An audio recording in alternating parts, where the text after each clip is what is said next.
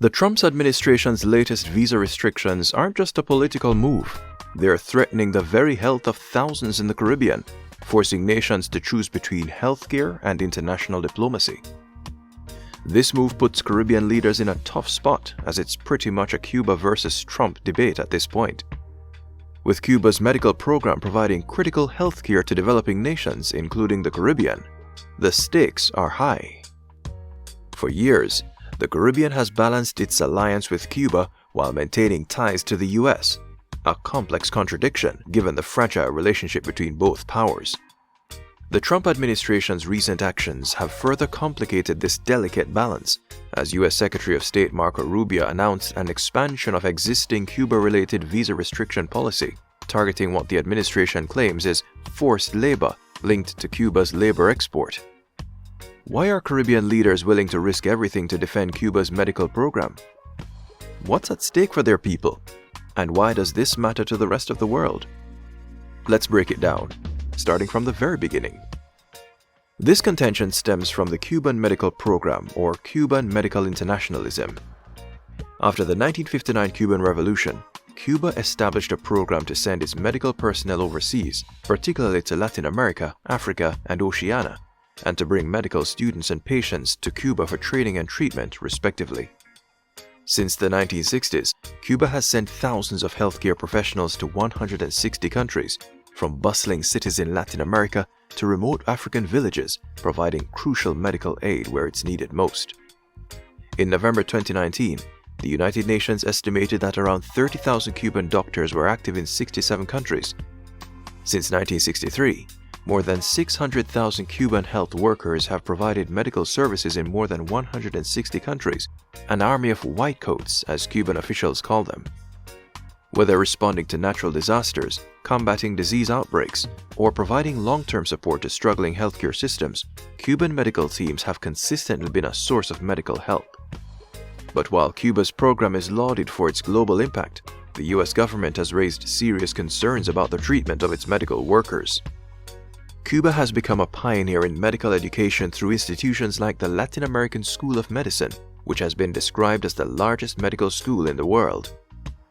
As of the latest reporting, its enrollment was approximately 19,550 students from 110 countries.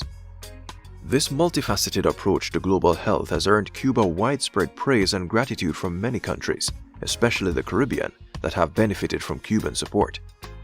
However, the program is not without its critics, as the US accused Cuba of forced labor. The United States has had a long, contentious relationship with Cuba, shaped by Cold War tensions, ideological differences, and geopolitical conflicts. The United States imposed a trade embargo on Cuba in 1959, which has remained largely in place even today. While diplomatic ties were restored in 2015 under the Obama administration, subsequent US policies have tightened restrictions again. In a significant move that has stirred reactions across the Caribbean, the Trump administration expanded its visa restriction policy to include Cuban officials and individuals linked to Cuba's international medical program. Secretary of State Marco Rubio announced the administration is targeting forced labor linked to Cuba's labor export program, particularly its overseas medical missions. And how it's operated around the world is that basically the doctors are not paid. In many other parts of the world, the doctors are not paid. You pay the Cuban government. The Cuban government decides how much of anything to give them. They take away their passports. They basically operate as forced labor. Every country operates their program differently. But generally, that's the problem with the program. It's not that they're Cuban doctors. It's that the regime does not pay these doctors, takes away their passports, and basically it is, in many ways, forced labor. And that we cannot be in support of. At the heart of the US argument lies the assertion that Cuban doctors are pawns in a grand economic and political game. The US contends that these doctors, hailed as heroes in many developing nations, are victims of a system that exploits them, stating that Cuban medical professionals are underpaid and the government takes the majority of their wages. The United States also asserts that repressive measures are imposed on Cuban medical personnel during their missions abroad. These include restrictions on freedom of movement, association, and privacy. Workers are reportedly subjected to surveillance, required to report colleagues who might defect, and prohibited from forming unauthorized relationships or traveling outside assigned areas. As a result, the United States announced it would restrict the visas of officials tied to the Cuban Medical program. This policy applies to Cuban officials and foreign government officials believed to be involved in the program and their immediate family members. The impact of this decision extends far beyond Cuba's borders. Caribbean nations, which have long benefited from Cuba's medical assistance, now face a difficult choice. They must either continue their cooperation with Cuban medical professionals and risk losing U.S. visas, or comply with U.S. demands and not only potentially compromise their healthcare systems but turn away from a long-term ally. The answer seems clear for now. There's been a defiant response from the Caribbean leaders to the U.S. policy. Prime Ministers Mia Mottley of Barbados and Keith Rowley of Trinidad and Tobago have boldly declared they are willing to forfeit their U.S. visas in a powerful stand for Cuba's medical program. Barbados's Prime Minister Mia Mottley gave a fiery address to Parliament, calling the U.S. stance unfair and unjustified. Quote, "We could not get through the pandemic without the Cuban nurses and the Cuban doctors," she said.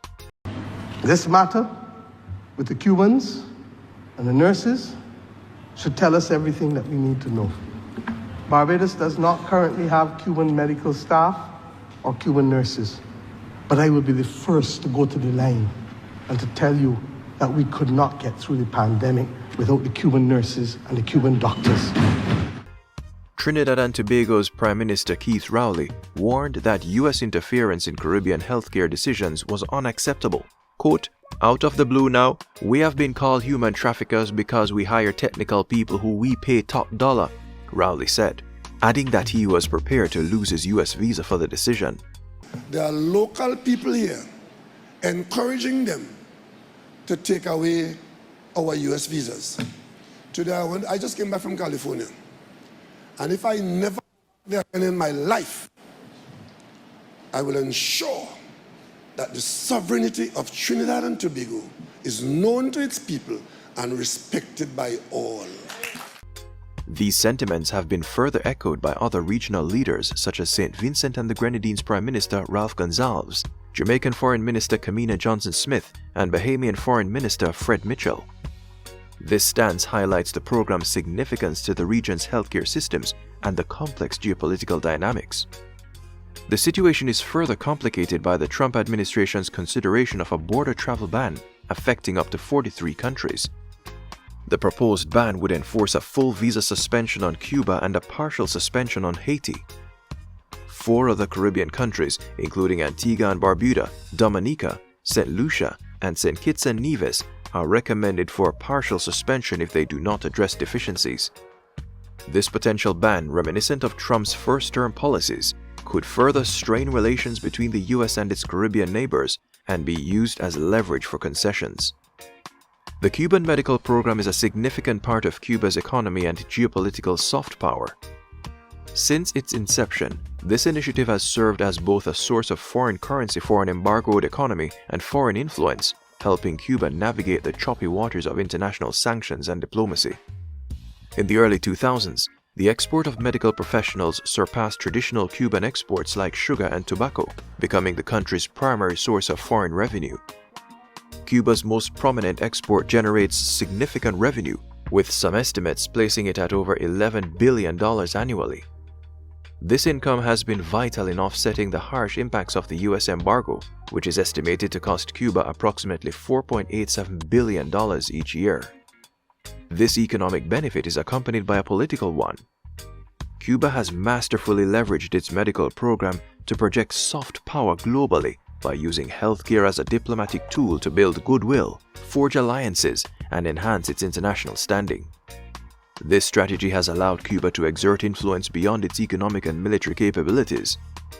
For the past 32 years, the United Nations General Assembly has called for lifting the U.S. embargo against Cuba, which has received overwhelming support from the UN. The American blockade received 188 votes in favor, with only 2 members of the UN voting against the measure, the U.S. and Israel. This is a testament, no doubt, to the efforts of the Cuban Medical program and its effect globally. Cuba's medical program is a global lifeline, providing critical support to countries in need during health crises. But as the Trump administration carries on its crusade against what it sees as a corrupt system, the United States calls out other nations to either maintain vital healthcare support or risk diplomatic repercussions. However, Caribbean leaders are leading the international discourse as champions and defenders of Cuba, with some even willing to sacrifice their freedom of movement. As Prime Minister Mia Mottley said, quote, "But what matters to us is principles. And I have said over and over that principles only mean something when it's inconvenient to stand by it." I will also be the first to tell you that we paid them the same thing that we pay Bajans, and that the notion, as was peddled not just by this government in the US, but the previous government, that we were involved in human trafficking by engaging with the Cuban nurses was fully repudiated and rejected by us. Now, I don't believe that we have to shout across the seas, but I am prepared, like others in this region, that if we cannot reach a sensible agreement on this matter, then if the cost of it is the loss of my visa to the US, then so be it. As tensions escalate, Caribbean leaders remain resolute in defending healthcare and solidarity, proving that true leadership is defined by standing up for what's right, even when it's at great personal cost. So, what do you think? Is the Caribbean support for Cuba's medical program a powerful display of unity? Or is it a risky political move? And, with US visa restrictions on the table, how should Caribbean nations balance international relations with the need for healthcare support? Let us know your thoughts in the comments below. Also, check out our video on the Trump administration's ban on 6 Caribbean nations. If you enjoyed this video, make sure to hit that like button, share it with your friends, and subscribe to the channel for more insightful content. Don't forget to turn on the notification bell so you never miss an update. This is Caribbean Focus. See you in the next video.